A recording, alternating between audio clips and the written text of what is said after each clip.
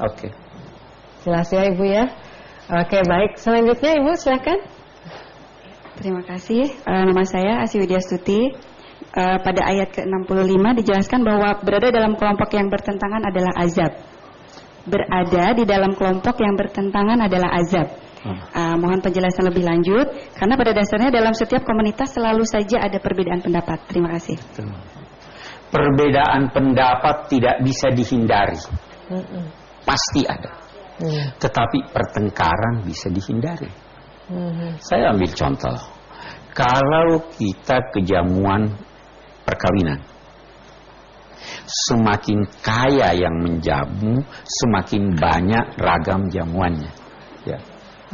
Anda pilih teh, saya pilih kopi, itu pilih minuman dingin. Saya es krim, Pak. Es krim. Kita berbeda kan? Tapi kita tidak bertengkar. Itulah yang terbaik buat Anda. Tuan rumah senang karena dia hidangkan itu. Saya yang ambil teh, itu yang paling saya suka. Begitu juga kita sebagai umat Islam, Tuhan itu menghidangkan banyak hal. Selama itu dihidangkannya, apapun yang Anda pilih, itu benar buat Anda. Dan Tuhan senang. Yang Tuhan tidak senang kalau kita bertengkar. Kenapa kamu ambil es krim? Itu jelek. Minum teh. Saya nggak suka teh. Ada orang minum teh malam nggak tidur. Nah, begitu. Jadi perbedaan harus ada, pasti ada. Tetapi kita bisa mengelola perbedaan itu, toleransi. Orang silahkan Anda begini, saya begini. Saya kira jelas ya. Itu yang menjadi siksa kalau bertengkar. Jangankan soal agama, soal es krim dan teh aja bertengkar kita. Siksa tuh. Oke. Baiklah pemirsa, kita akan kembali lagi. Tetaplah bersama kami. Pemirsa, Anda masih bersama kami dalam Tafsir Al-Misbah mengenal Surah Al-An'am. Kita akan meneruskan sesi tanya jawab. Silakan ibu-ibu dilanjutkan. Saya ingin bertanya pada Bapak.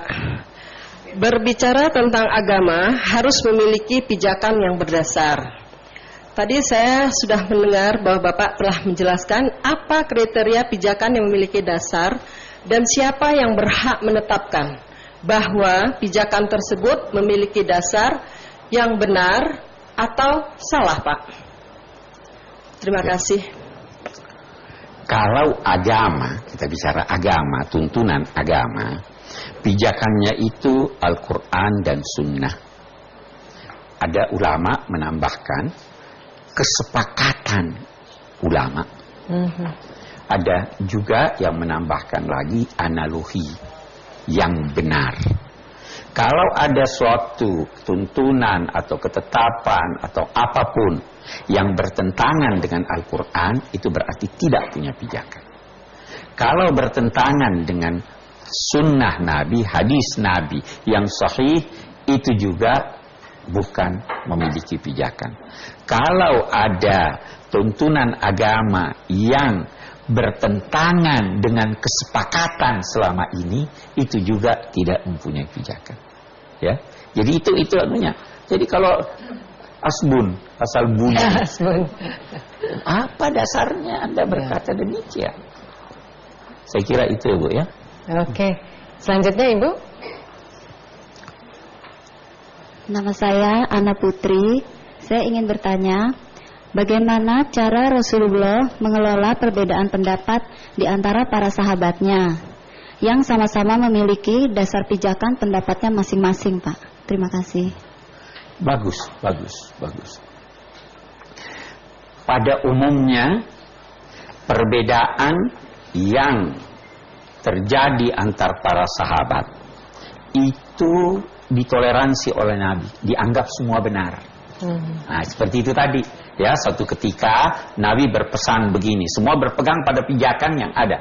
Wahai kalian, pergilah ke perkampungan Bani Quraizah. Jangan ada yang sholat asar kecuali di sana. Oke? Berangkat. Di tengah jalan sudah mau masuk maghrib. Ada yang sholat asar, ada yang berkata tidak boleh sholat asar kecuali di kampung sana. Satu memahami teks ini dalam pengertian suruh cepat-cepat, tapi bukan disuruh harus di sana. Satu memahaminya secara teks harus di sana. Waktu kembali pada Nabi, dua-duanya mengadu, ini sholat bukan di situ, ini sholat. Nabi berkata dua-duanya benar. Ya. Pak Kures, kalau saya tanya sama Pak Kures boleh ya sedikit? Silakan. Saya itu pengen sekali, mungkin juga ibu-ibu di sini atau penonton di rumah juga ingin tahu. Kita kan banyak sekarang di TV-TV kita itu ada tayangan-tayangan infotainment seperti itu. Ada berita yang baik, ada mungkin juga berita yang agak sedikit kurang baik seperti itu, Pak. Kemudian kalau menurut Bapak, apa dengan hubungan yang kita pelajari saat ini, bagaimana itu, Pak? Yang pertama, min husni islamil mar tarkuhu ma la ya'ni. Itu tuntunan Nabi.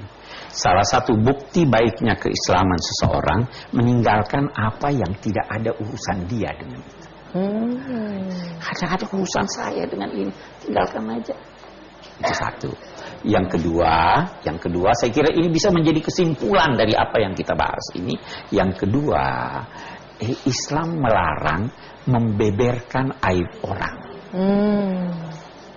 Walaupun benar. Nah, jadi jangan beberkan.